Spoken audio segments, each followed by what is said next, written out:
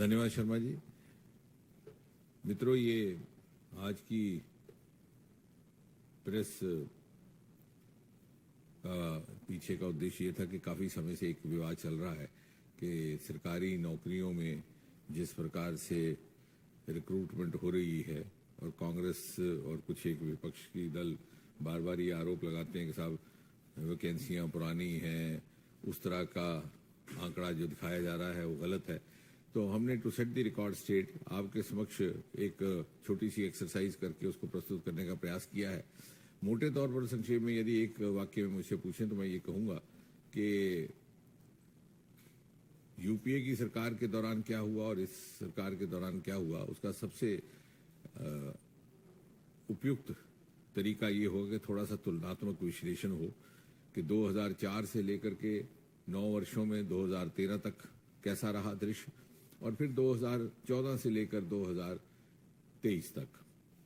और मैं तो ये कहूँगा कि जहाँ तक सरकारी नौकरियों का संबंध है, ना केवल गणित अगर देखा जाए जिसके ऊपर वो बार बार इशारा करें तो गणित के हिसाब से भी हमारे आंकड़े आपको बेहतर नजर आएंगे, बल्कि गुणवत्ता के लिहाज से। So it's both been a quantitative as well as a qualitative difference and difference for the better. ये एक पत्रक है, आपको हम वितरित भी कर देंगे। अगर कुल मिला के देखे जाए तो पिछले जो पहले 9 वर्ष थे यूपीए सरकार के, उसमें 6 लाख और 2045 रिक्रूटमेंट्स रही। उसकी तुलना में इन 9 वर्षों में, I will give you the letter also, उसकी तुलना में प्रधानमंत्री मोदी जी के नेतृत्व की सरकार में पहले 9 वर्षों में 8,82,000 और 191 8,82,191। अगर 8,82,191 इसके अतिरिक्त आप अगर इसका ब्रेकअप करके देखें, क्योंकि मोटे तौर पर भारत सरकार में 3 एजेंसीज हैं रिक्रूटमेंट की। एक तो service selection board, service selection commission, staff selection commission, दूसरा है यूपीएससी और तीसरा railway recruitment board, which are the major employers in government sector। तो अगर आप स्टाफ सिलेक्शन कमीशन का देखें तो 2004 से 2013 का आंकड़ा है 2,07,563 2,07,563, जबकि मोदी जी के नेतृत्व की सरकार का 9 साल का आंकड़ा है 4,06,91, which means 4,00691, लगभग दुगना।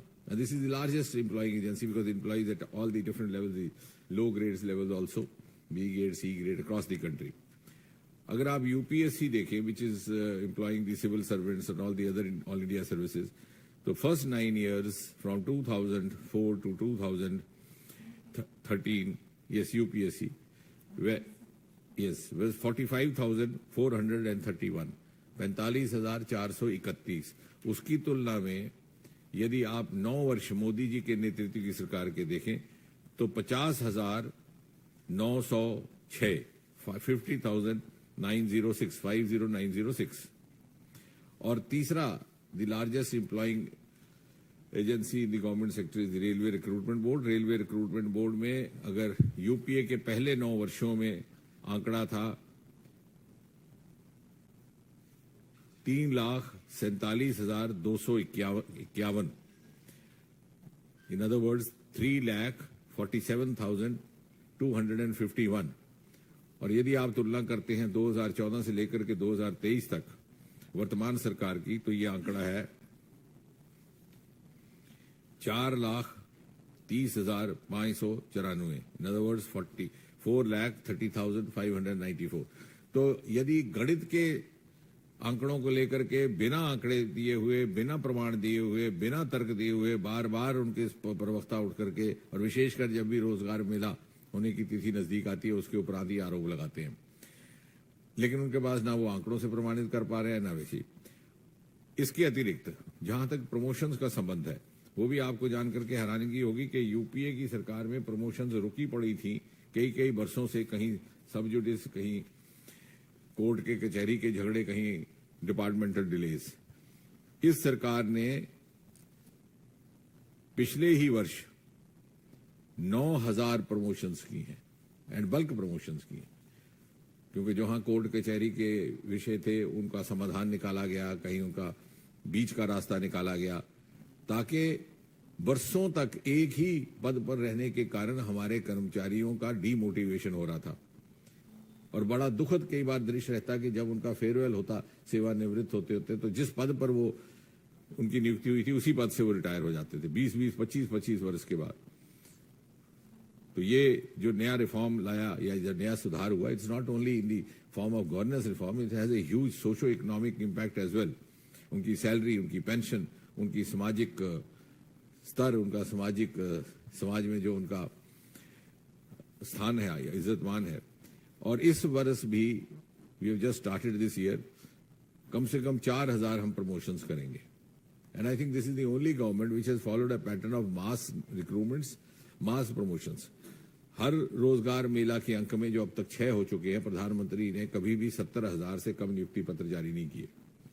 Now this being one part, the other part, as I was mentioning in the beginning, the difference is not only been quantitative, it's also been qualitative.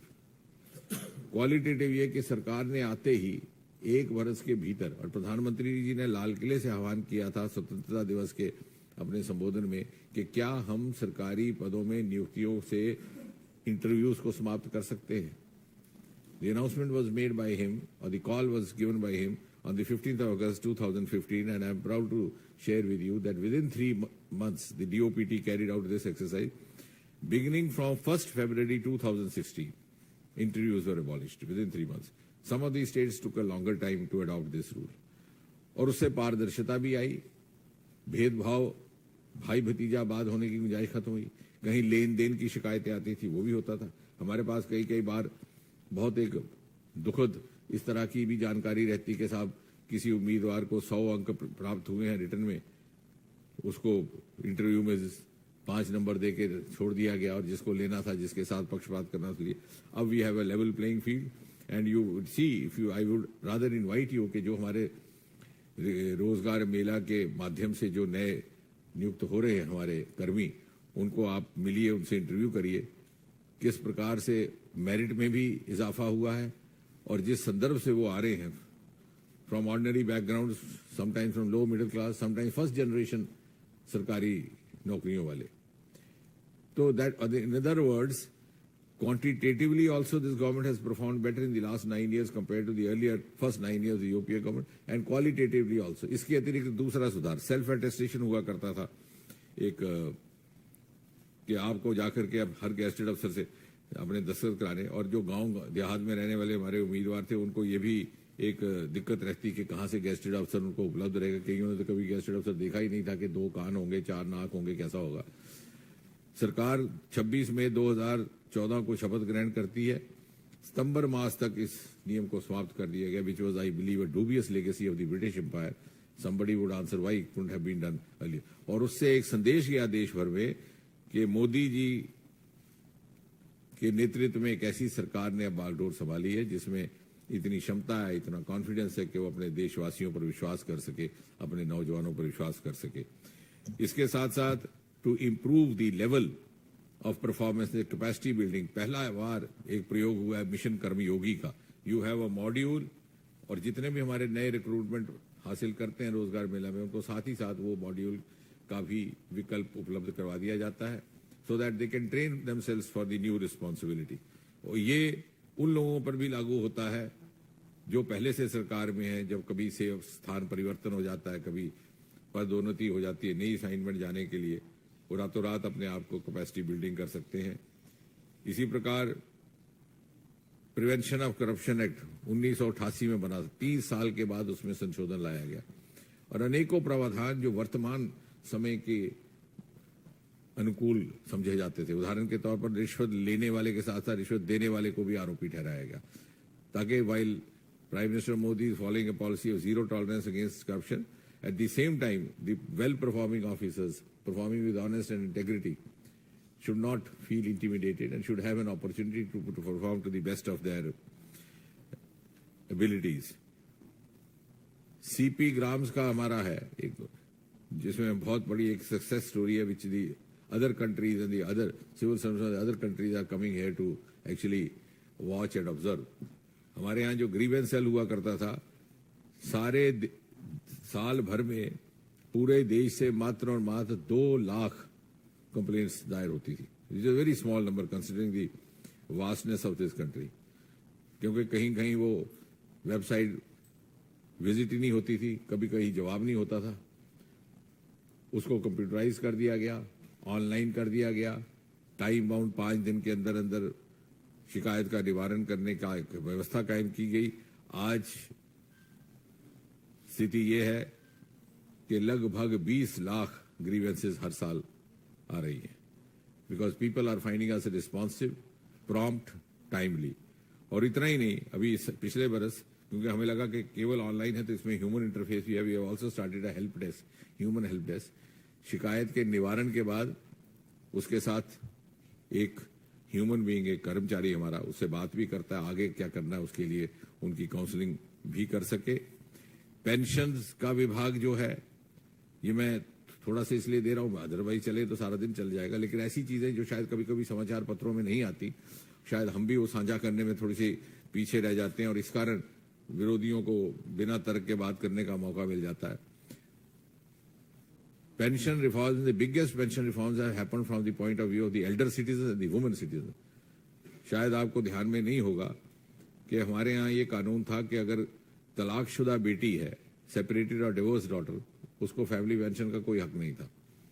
अगर उसके वालिदैन का, माता पिता का देहांत हो जाता है या जो भी गार्डियन है, unless she goes to the court and gets a divorce judgment. अब आप देखते हैं इस देश में डिवोर्स की जजमेंट लेने में 20-20 साल लग जाते हैं कि लोग, हमने वो नियम खत्म कर दिया। प्रमाण के तौर पर वो केवल अपना रिट जारी करे और उसकी हमें रसीद, पिटीशन की रसीद दे दे। इसी प्रकार अगर कोई एम्प्लॉय मर जाता 10 साल से पहले बदकिस्मती से, तो उसको फैमिली पेंशन का हक नहीं। ये ऐसे ऐसे कानून थे जो अंग्रेजों के समय से बने थे, शायद उसमें कॉलोनियल एंगल भी रहा होगा, शायद उस समय परिस्थिति अलग हुई। अब आप देखिए, किसी को आपने मरने के टाइम का तो चॉइस दिया नहीं। अगर उसे पता होता कि 10 साल से पहले मर जाऊंगा तो फैमिली को परेशानी होगी, तो शायद 10 साल बिता के मरता। तो कितना अमानवीय था ये भी नहीं, उसको हटा दिया गया। और जब भी अगर किसी की अकस्मात मृत्यु हो जाती है बदकिस्मती, तो उसकी फैमिली पेंशन को उतनी ही पेंशन मिलेगी जैसे उसको वैसे मिलनी थी। अगर कोई उसके लिए किसी प्रकार का भेदभाव नहीं। मिसिंग एम्प्लॉइज एक ऐसा भी कानून था, पुराने जमाने से चल रहा। अगर कोई लापता हो जाता है तो 7 साल इंतजार करिए, या तो उसका मुर्दा शरीर मिले या फिर 7 साल के बाद पेंशन। अब आप देखिए वर्तमान परिस्थितियों में क्या हो रहा है, जो टेरर अफेक्टेड एरिया है, लेफ्ट वायलेंस अफेक्टेड एरिया, कितनी किडनैपिंग्स हो रही है, कितने लोग लापता है। तो हमें क्या अधिकार है कि हम उनके परिवारजनों को उस तरह से उस पीड़ा से गुजरने का मौका दें। तो वो भी समाप्त कर दिया गया। अगर बाई चांस वो वापस आ जाता है तो उसका हम कॉम्पनसेट कर सकते हैं। कहने का तात्पर्य ये कि बहुत से ऐसे सुधार भी किए गए, क्वांटिटेटिव, क्वालिटेटिव। और नौकरियों का जहां तक संबंध है, मुझे लगता है एक बहुत बड़ा योगदान प्रधानमंत्री मोदी जी का रहा है कि उन्होंने इस देश को इस बात के लिए जागृत किया कि रोजगार का अर्थ सिर्फ सरकारी नौकरी ही नहीं, उसके अतिरिक्त भी है। और परिणाम ये कि 350 से बढ़कर के आज 1 लाख तक पहुंच गए हमारे startups, and some of the startups are earning many times more. और उसके साथ साथ हमारा रोमा मिशन जुड़ा है, 3000 हमारे नए startup. It's a very recent agritech startup. और एमटेक और MBA किए हुए नौजवान अपनी नौकरियां छोड़ करके उसमें आ रहे हैं।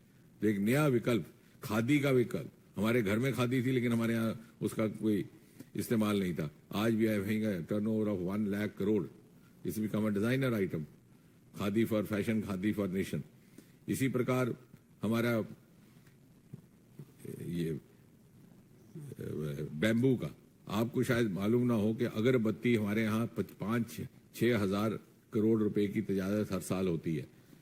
बैम्बू हमारे यहाँ और अगरबत्ती बाहर से आती थी, कोरिया, वियतनाम इत्यादि। क्यों?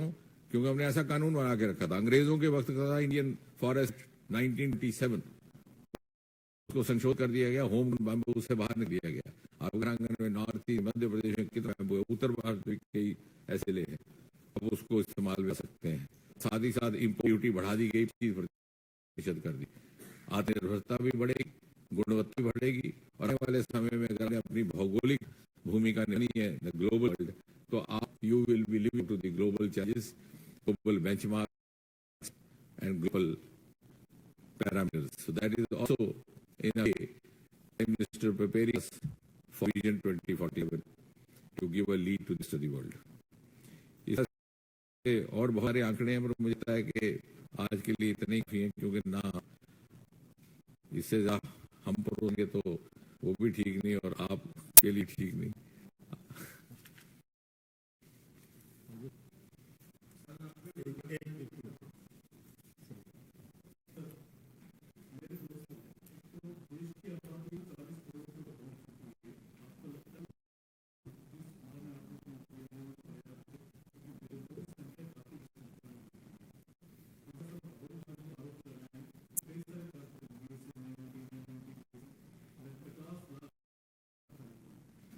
ये इस प्रश्न का उत्तर दो भाग। पहली बात तो ये है कि हम ये ना समझे हम 140 करोड़ हो गए तो हमें नुकसान हो। We can use our population as a dividend, profit dividend. क्या हुआ कि हमारे यहाँ, वो भी आपके लिए रोक बात होगी, number pensioners as compare to number of employees.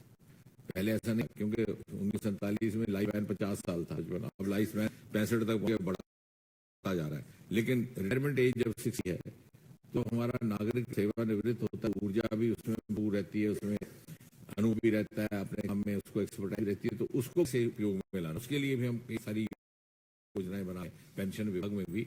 ये जो स्टार्टअप का अर्थ ही नहीं है कि नौजवान के लिए है। हमारे पास बहुत बढ़िया स्टार्टअप ऐसे हैं जो सेवानिवृत्त होकर के काम कर। मिलेट्स में हमारे 2 बड़े सक्सेस स्टोरीज हैं स्टार्टअप्स की, दोनों ही +60। तो कहने का तात्पर्य कि we can use this huge population. एक तो हमारे यहाँ क्या, अगर आप परसेंट देखें तो 70% below age of 40, total number के तो एल्डर सिटीजन बढ़ रहे हैं। तो उस सारे को अगर हम ध्यान रखें, और नौकरियों का वही उत्तर जो मैंने पहला कि हम रोजगार को सिर्फ नौकरी ना समझें। नौकरी, सरकारी नौकरी, तनख्वाह या नौकरी जिसको कहते हैं सैलरी जॉब की तुलना में जो नए विकल्प लाए हैं मोदी जी ने, उसमें शायद और भी कई आमदन। बायोटेक स्टार्टअप्स पहले केवल 50 होते थे, आज बढ़कर 1000 हो गए। हमारे जो अनएक्सप्लोर्ड सोर्सेज थे, हिमालय सोर्सेज, एरोमेशन, ये सारा लेकर, या ओशन सोर्सेज, पहली बार उन पर काम शुरू। डीप सी का प्रधानमंत्री लागले से घोषणा। ये ऐसे कुछ क्षेत्र है जो हमारी अर्थव्यवस्था में भी वैल्यू एडिशन करेंगे, जो एम्प्लॉयमेंट जनरेट करेंगे, और साथ में हमें ग्लोबल रोल भी। विकास जी, एक हो गया, एक ही क्वेश्चन।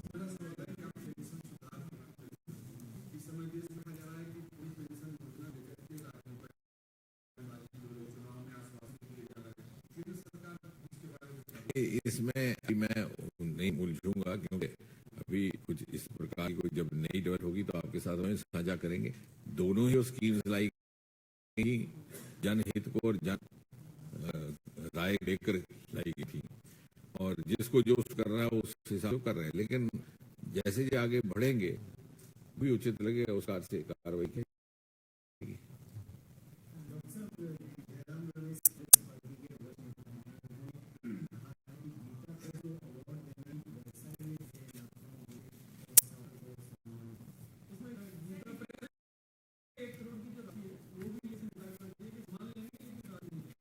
खुद ही उत्तर दे दिया। नहीं, आप बहुत अच्छा दिया। देख, पहली बात तो यह है, गीता प्रेस भारत की संस्कृति से जुड़ी है, हमारी इतिहास के साथ जुड़ी है, हिंदू मान्यताओं के साथ जुड़ी है, और जैसे आपने कहा कि एफोर्डेबल लिटरेचर का निर्माण करते हैं, घर में वो पहुंची हुई है। और इसके ऊपर आरोप कौन लोग लगा रहे हैं, अभी तर्क की बात कर रहे थे, जो कहें कि मुस्लिम लीग सेक्युलर थी।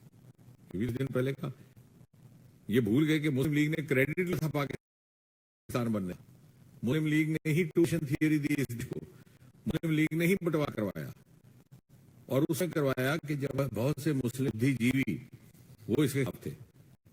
प्रोग्रेसिव राइटर्स बना था, जिसके सदस्यों में प्रमुखता कुछ लोग साहिल लुधियानवी थे, जानिसा अख्तर थे, कैफी आजमी थे, माना जी के पिताजी। उन्होंने विरोध किया, और जब बंटवारा हो गया उनकी ना सुनी तो साहिर ने एक नजर की थी कि वो वक्त गया वो डर गया, 2 कौमों का ना था, वो लोग गए इस धरती जिनका मकसद बारा था। इतना वो परेशान होकर उन्होंने, वो मुस्लिम सेकुलर हो गई, जिसने मुसलमानों की भी नहीं मानी, बुद्धिजीवियों की, और देश को तोड़ाया और पाकिस्तान बनाया और उसका क्रेडिट लिया।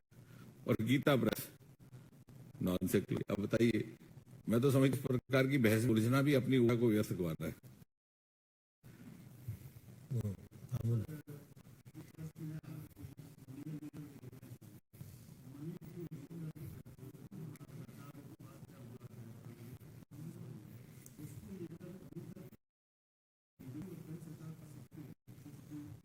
मुझे लगता है कि बड़ा संवेदनशील विषय है, इसमें आज की वार्ता में इस विषय पर कोई ज्यादा चर्चा नहीं करें, लेकिन से जुड़ा हुआ ही प्रेस से जुड़ा ही प्रश्न पूछे। मंत्रालय यहाँ लिए हुए अपने समय पर जो जानकारी देनी होगी वो हम देंगे अधिकृत तौर पर।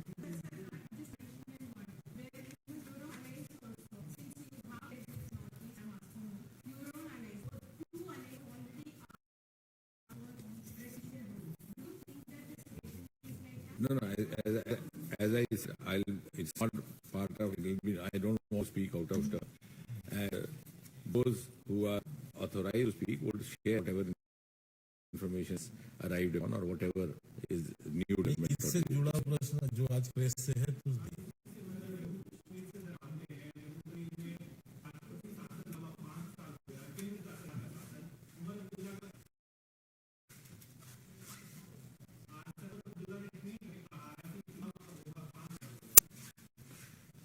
मुझे लगता है ये सवाल तो इलेक्शन कमीशन को पूछना ही है आपको, क्योंकि इलेक्शन कमीशन एक स्वतंत्र धारा है और ये सरकार स्वतंत्र संस्थाओं के कामकाज में दखल नहीं देती।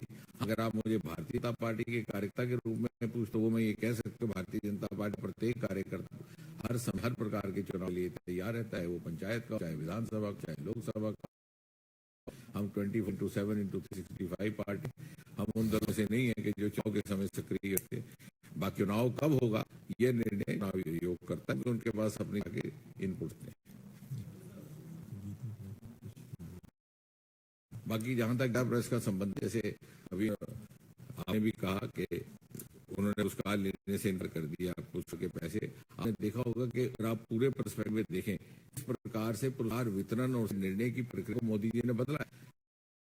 पद्मा अवार्ड को पीपल अवार्ड दिया, पहले तो पद्मा अवार्ड के लिए लॉबिंग हुआ करती, अब आपको ऐसे ऐसे लोग उनको पुरस्कृत किया जा रहा है जो बेचारे अनजान दुनिया में अपना काम कर रहे हैं, अनसेलिब्रेटेड सक्सेस स्टोरी। और गीता प्रेस यहाँ तक संबंध है जिसके घर में पहुंची हुई, किसी को इसे कोई आपत्ति नहीं है। अगर इसके दो नेताओं को आपत्ति है केवल इसलिए उन्होंने धर्म से ली हो